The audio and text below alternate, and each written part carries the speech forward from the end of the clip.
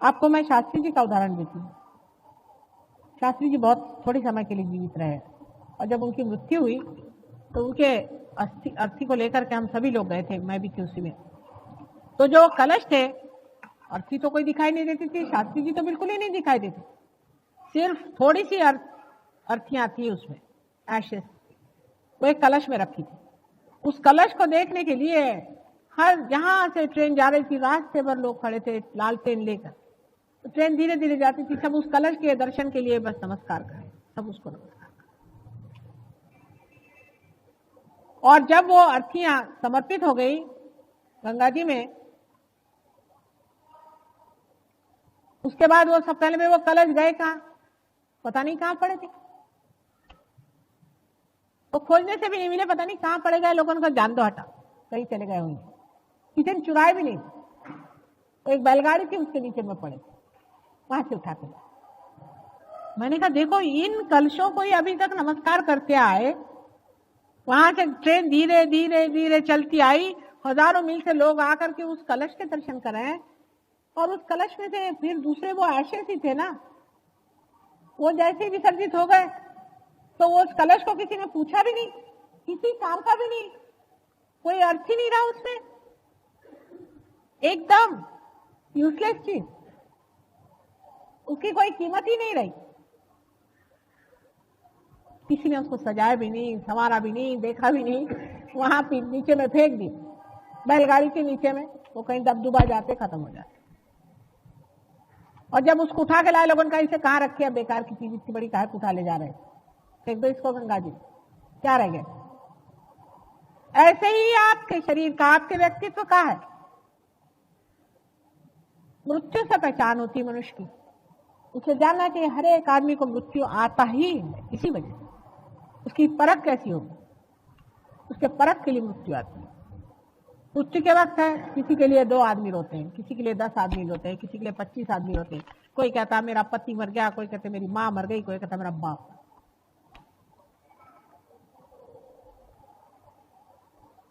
लेकिन कोई कोई लोग ऐसे होते हैं कि जब मर जाते हैं तो जहां उनकी अर्थियां गड़ती हैं वहां से सुगंध की लहरें बहती रहती, उसके पास से आप गुजर जाओ तो कहते हाँ किसके पास आ। मैं कश्मीर में गई थी, आश्चर्य की बात है, तो हमारी मोटर चली जा रही थी, मैंने कहा रोको रोको रोको रोको, यहाँ किसकी समाधि? कहले समाधि नहीं है, मोहम्मद साहब का एक बाल रखा हुआ है यहाँ पे, उसको एक बाल कहते हैं, उसी को मैंने नमस्कार किया। एक बाल उनका वहां रखा हुआ, उससे ऐसे वाइब्रेशन चारों तरफ। मैं कहा हे, और नहीं तो हम है किस चीज, हमारी कीमत ही क्या है? और जब ये दीप जल गया है, हमारे अंदर ये प्रकाश आ गया है, तो उसकी तो इज्जत करो, उसको तो संभालो, उसको तो अपना। ये सोचने समझने की बात यही है, बाकी सब व्यर्थ का सोच करते बैठे हो, बाकी में सोचने की कोई जरूरत नहीं, करने वाला सब परमेश्वर है, सब कुछ वो करता है। अगर आपको सोचना ही है तो ये सोचना है कि क्या मेरा दीपक इस योग्य है, मैंने कहां रखा है मेरा दीपक? दीपक जला करके आप क्या टेबल के नीचे रखिएगा?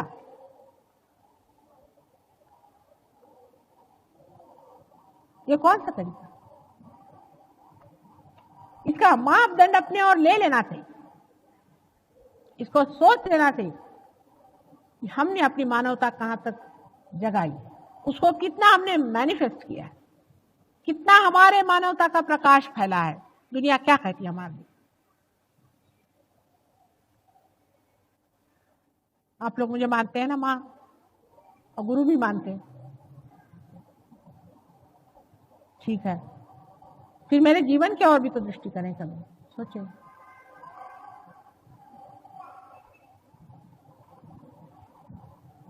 हजारों वर्षों की तपस्या के बाद हम मनुष्य हुए, हजारों वर्षों के बाद, और मनुष्यता के नाते आने पर फिर समझा कि मनुष्य क्या होता। लेकिन तो भी मैं अभी नहीं समझ पाती हूँ कि अमूल्य रत्न हीरा मिलने पर भी मनुष्य उसकी कीमत क्यों नहीं करता है। मुझे बहुत ही कठिनाई होती, बिल्कुल कैजुअली आदमी रहता है इस मामले में, सोचता है क्या चले जाएंगे, हो जाएगा, कर लेंगे।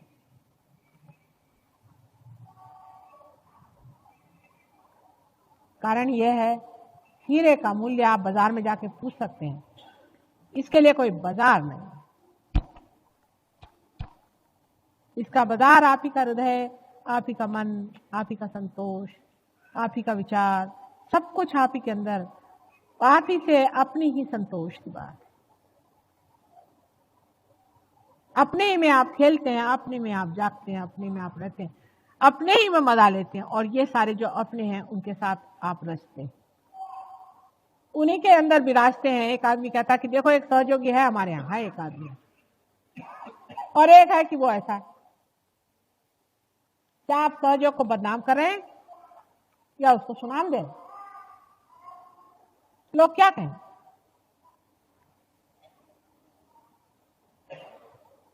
ध्यान में गहरा उतरना आना चाहिए। गहरा उतरने से ही नहीं होता, इसको फैलाना पड़ेगा। अगर आपने फैलाया नहीं तो परमात्मा आपसे पूछेंगे कि आपका दीप किस लिए जलाया था? कि आप अपने संसारिक भावसागर में घुस के फिर से बुझ जाओ, इसलिए आपका दीप जलाया था क्या माँ ने? आप किस लिए माँ के पास गए थे? जागृति क्यों करने के लिए गए थे? किस वजह से?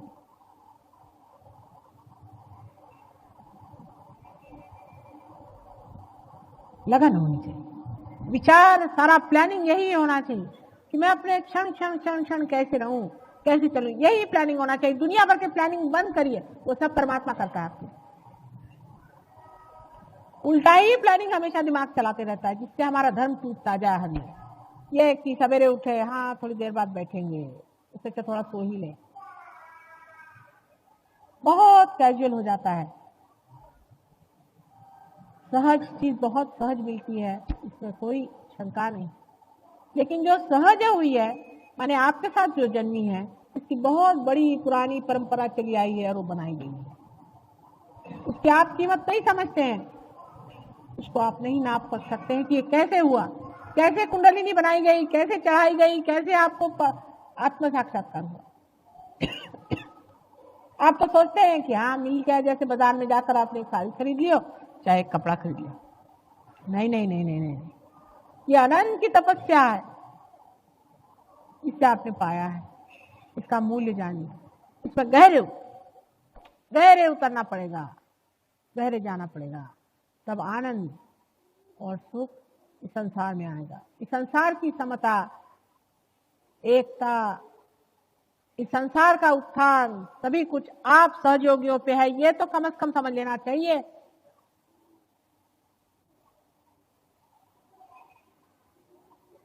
इसकी जिम्मेदारी समझ करके आगे बढ़ाते हैं।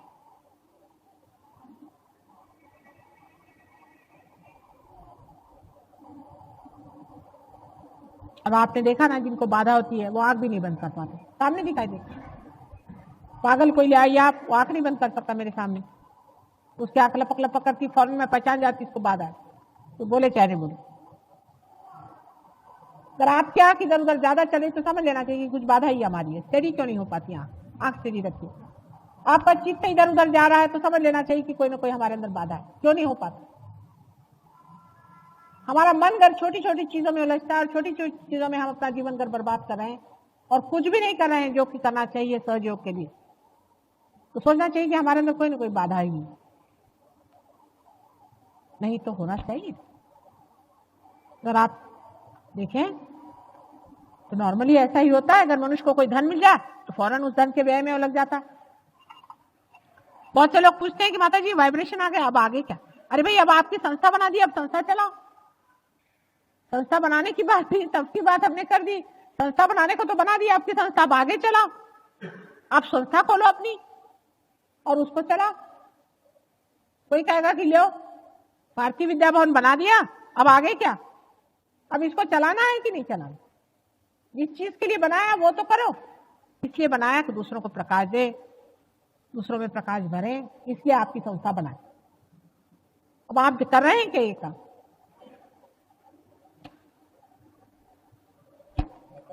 ऐसा धर्म दिया